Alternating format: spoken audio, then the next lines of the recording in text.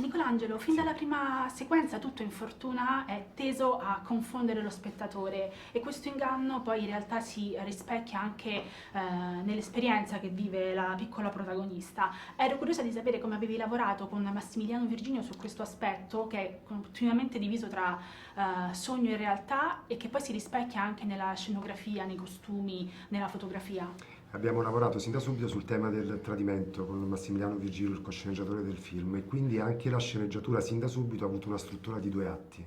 Abbiamo costruito una verità e poi l'abbiamo contraddetta nella seconda parte del film.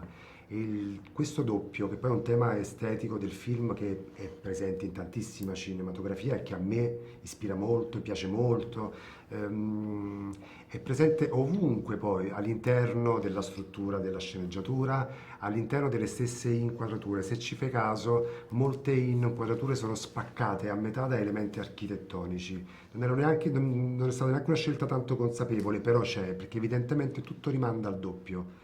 Tutto rimanda a due entità che si contrappongono e che si completano in qualche modo. Io ce l'ho, come dire, io sono l'elemento architettonico e attorno a me c'ho le due verità. Qual è la vera e qual è la falsa? E questo è proprio il principio che ci ha mosso sin da subito.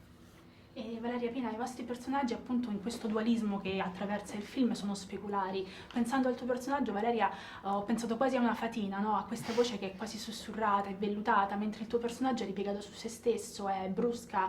E volevo sapere il lavoro che avevate fatto anche sul corpo, perché questa differenza si nota anche molto come vi ponete nei confronti di Fortuna e quanto vi avevano aiutato i costumi di Alessia Condò. Sì.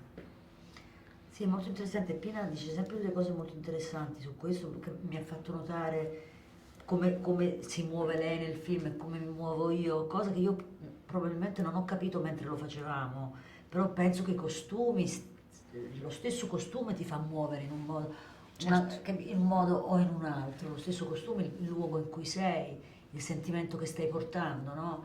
E quindi io penso che senza accorgermene io ho preso delle, come dire, delle sembianze più eteree, più così danzanti, meno radicate per terra.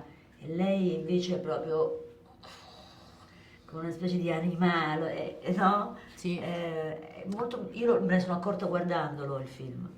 Avevo visto dei fotogrammi, avevo rubato dei fotogrammi dei momenti nei quali Valeria stava girando e questo mi ha aiutata tantissimo, mi ha orientata perché avevo avuto la possibilità di vedere lei che tipo di direzione stava dando al personaggio e io dovevo riallinearmi dall'altra parte e quindi devo dire che ho sfruttato tutto quello. Non sono una che ama molto vedere le cose mentre si stanno girando, però questa cosa mi era capitata e avevo pensato che non fosse un caso, quindi l'ho ottimizzata subito e sono andata dall'altra parte. E questa cosa mi ha permesso, come hai detto, un po' di accartocciarmi su me stessa. È bello che noi abbiamo dato con il nostro corpo quello che non abbiamo avuto nei dialoghi e quindi abbiamo potuto parlare anche non parlando. L'ultimissima domanda invece è sulla colonna sonora che va a enfatizzare questa dimensione metafisica che tu poi in realtà trasmetti anche attraverso questo montaggio con cui componi e scomponi questa storia. Come nasce questa collaborazione? Nasce scopro per caso questi musicisti che si chiamano Golden Rain. L'incontro, mi piace moltissimo quello che loro fanno e gli chiedo di curare non soltanto la colonna sonora del film ma anche il suono del film. Mi piaceva l'idea di che loro confezionassero proprio tutto l'aspetto sonoro. Sono stati degli autori complementari per me perché hanno compreso il senso di quello che io volevo realizzare e l'hanno tradotto in musica e in suono. Molto Grazie bello. mille. Grazie. A te. Grazie delle belle domande. Grazie a voi.